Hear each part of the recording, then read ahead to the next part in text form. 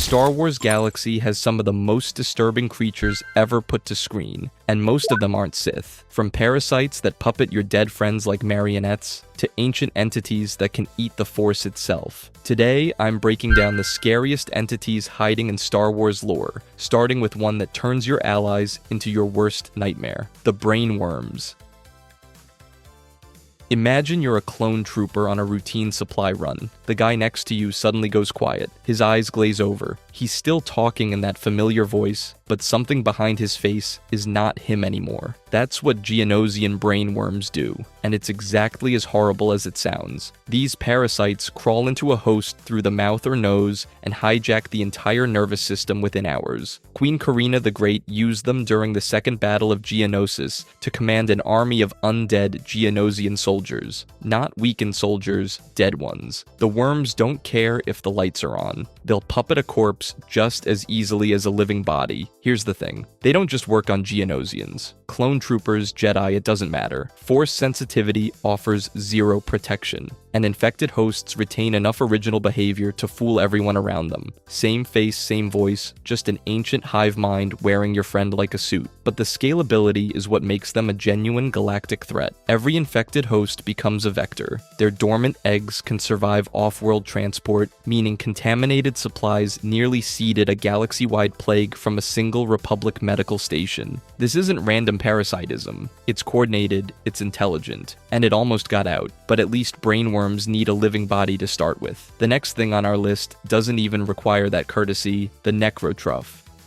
Picture a stormtrooper, that blank white helmet, the faceless uniform, the whole dehumanized aesthetic. Now picture that same helmet cracked open, gray skin peeling off the skull underneath, and the thing wearing it is sprinting at you with its teeth out. That's Project Blackwing. Here's the backstory. The Empire's Department of Advanced Weapons Research greenlit a program where Sith alchemists, working alongside Imperial researchers, attempted to crack immortality by experimenting on necrotic tissue. They combined hard science with Sith alchemy, and what they got wasn't eternal life. What they got was the Blackwing virus, an infectious agent that kills its host, then reanimates the body as a cannibalistic, brutally resilient zombie. And these aren't your slow, shambling, arms-out zombies. Undead troopers retain enough motor function to use blasters. They can absorb damage that would drop a living person 3 times over. There's no known cure, and a single scratch is enough to turn you. So you're trapped in an enclosed Imperial research facility. Every corridor is a potential death sentence. And the guys trying to eat you are wearing the same armor as the guys who were supposed to protect you.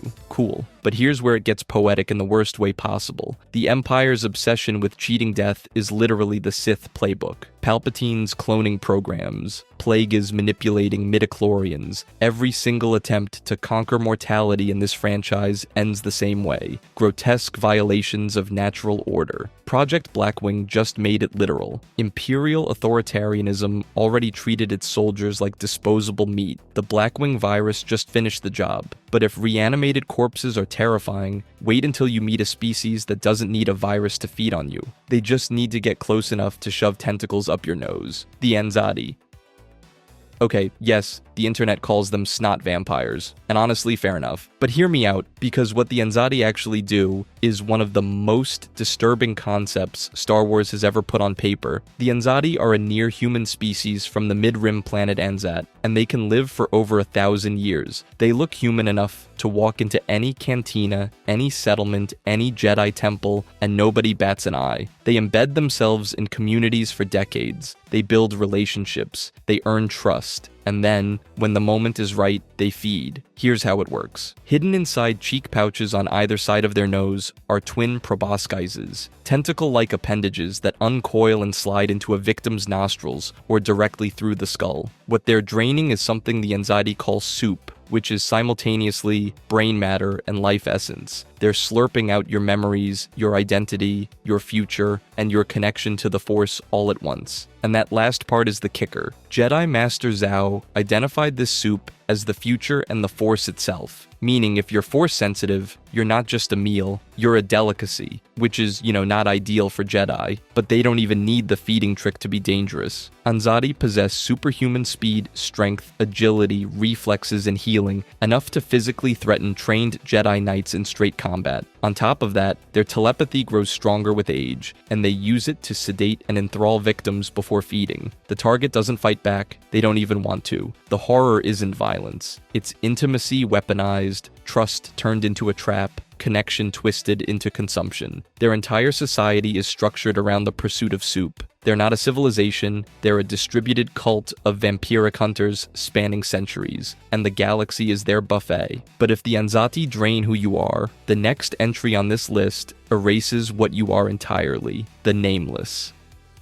Most things in Star Wars that want to kill you have the decency to let you see them first. The Nameless don't extend that courtesy. These creatures, also called the Shriekerai or the Levelers, are canon additions from the High Republic era, and they might be the most genuinely Lovecraftian thing Star Wars has ever produced. They originate from a planet called Sophros in wild space, a massive force nexus where light and dark energies converge. On Sophros, the Nameless aren't monsters at all. They're sentient custodians that hatch from jewel-like eggs, and their entire biological purpose is to channel and balance the force energies of their homeworld. Peaceful, essential, almost elegant. But here's where it gets dark. Take them off Sophros, and everything breaks. Removed from those balancing energies, the Nameless go completely mad. They become starving predators, driven by an overwhelming need to feed on the living force inside force-sensitive beings. They don't choose to be monsters. They're displaced apex predators, driven insane by the absence of the one thing that kept them stable, which honestly makes them scarier, not less. Now here's the part that puts them in a league of their own. Force sensitives literally cannot perceive what the Nameless look like. Their presence induces hallucinations and madness in anyone connected to the Force, clouding perception so completely that victims can't see the creature's true form. You don't fight a Nameless. You panic, lose your connection to the Force, and spiral into terror while something you can't comprehend closes the distance. And once it reaches you, it feeds. A Nameless consumes a Force user's life energy and petrifies their body into a desiccated husk that crumbles into ash at the slightest touch. Picture a Jedi Knight reduced to a brittle shell that disintegrates when you brush against it. They were weaponized twice. First by the Path of the Open Hand, a cult that believed nobody should use the Force, and later by Martian Rowe, who obtained an ancient control rod, the only known means of directing them. Without that rod, you don't control a Nameless. You just point it in a direction and hope. But if you think creatures that can't even be seen are unsettling, wait until you hear about the things screaming in the vacuum of space. Star Weird.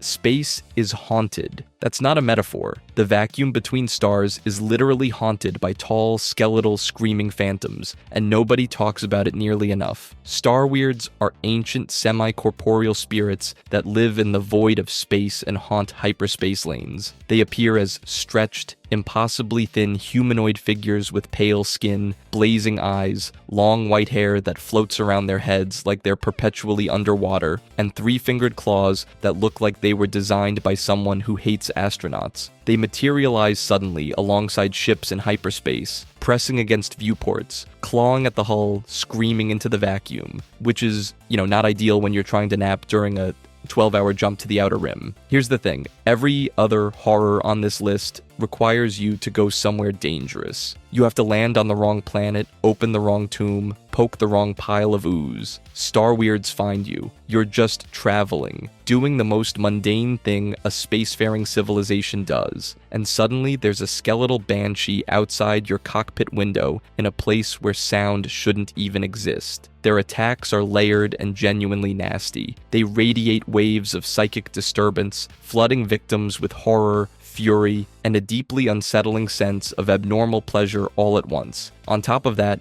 they emit a sonic scream filled with raw psychological energy, loud enough to match a starfighter engine, causing intense pain and bleeding from the ears. They can manipulate gravity to hurl objects at you, and because they're semi-corporeal, you can't really hurt them.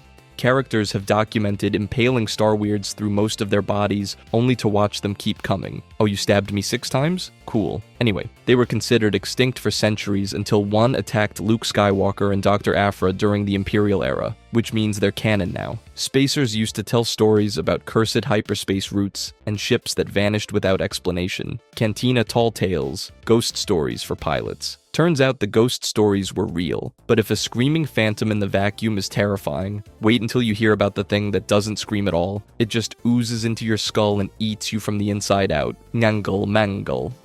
This is the most Lovecraftian thing in all of Star Wars, and nobody talks about it nearly enough. Mangal Mangal is a Legends entity that exists entirely as thick gray ooze. That's it, that's the whole creature. A galaxy-spanning puddle of sentient slime that smells like sweet decay and wants to wear your body like a suit. Here's the thing, it's not a species. It's not a swarm. Every single drop of gray ooze, every infected host, every pool of slime on every world across the unknown regions is the same mind. One consciousness. You could burn an entire infestation on one planet, and all you've done is mildly inconvenience it, like clipping a fingernail off something the size of the galaxy. The infection process is where it gets genuinely nightmarish. Mungal Mungal only needs a few drops of ooze to make contact with a host. It enters through the mouth, the nose, the pores, whatever's available. Once inside, it travels straight to the skull and digests the brain first. Then the internal organs. It eats you from the inside out over the course of about 24 hours, and there is zero cure. None. You're done. Within roughly a week, the host body starts visibly decaying, gray slime oozing from the eyes, nose, and mouth, and what's left is a walking meat suit being puppeted by an alien intelligence that has been doing this for longer than most civilizations have existed. And that's the part that really gets under your skin. Mungal Mungal claims to have witnessed the golden age of the Celestials, the ancient architects of the galaxy. It says it's as old as they are. The Chiss, who don't scare easily, studied it and compared it to Waru, another extra-dimensional entity, which suggests this thing might not even be from our galaxy. It could be something that wandered in from somewhere else entirely and just never left. It eats trees, animals, insects, basically anything organic, but it prefers sentient beings because they're the best vectors for spreading. Every person it hollows out becomes another pair of legs carrying the infection to the next victim, which is, not ideal, but if Mungal Mungal is a mindless hunger spread across space, wait until you meet the Sith Lord who became nothing but hunger itself, Darth Nihilus. Most Sith Lords choose the dark side. Darth Nihilus was eaten alive by it. In 3960 BBY, a super weapon called the Mass Shadow Generator was activated during the Battle of Malachor V. It crushed an entire fleet, devastated a planet, and tore a wound in the Force so deep that it fundamentally broke the people caught in its blast radius. One of those people was a man whose real name we never learn. He survived. But the thing that walked away from Malachor wasn't really a survivor. It was hunger given a shape. Here's the thing. Nihilus didn't just fall to the dark side. The wound hollowed him out from the inside, replacing everything he was with a single endless need to consume Force energy. His physical body deteriorated until his entire essence was bound to his robes and mask. Beneath them, there may be no living tissue at all. No face, no flesh, just a wraith wearing the costume of a Sith Lord. He spoke in a language so saturated with hunger that only Force sensitives could perceive it, and even then they experienced raw feeling rather than actual speech, which is,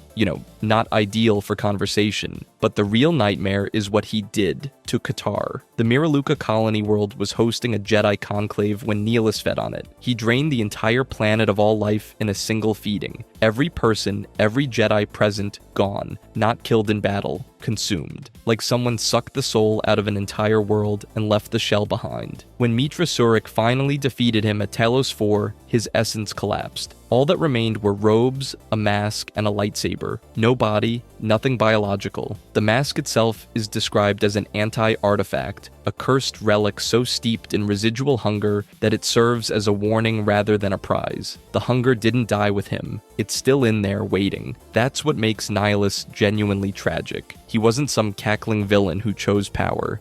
He was a person who survived something catastrophic and was slowly erased by the wound it left behind, consumed until only the consuming remained. A man turned into an absence shaped like a man. But if a mortal twisted into a Force-devouring wraith unsettles you, wait until you meet the being who literally is the dark side, the Suntide. Every entity we've covered so far, no matter how terrifying, was still something that existed within the Force, something that used it or fed on it. The Son is different. The Son doesn't use the dark side of the Force. He is the dark side of the Force, given a body, a voice, and a face that can shapeshift into a monstrous bat creature with fanged jaws and leathery wings whenever he feels like it, which is, not ideal. He's one of the ones, a family of Force wielders inhabiting Mortis, a realm outside conventional space and time.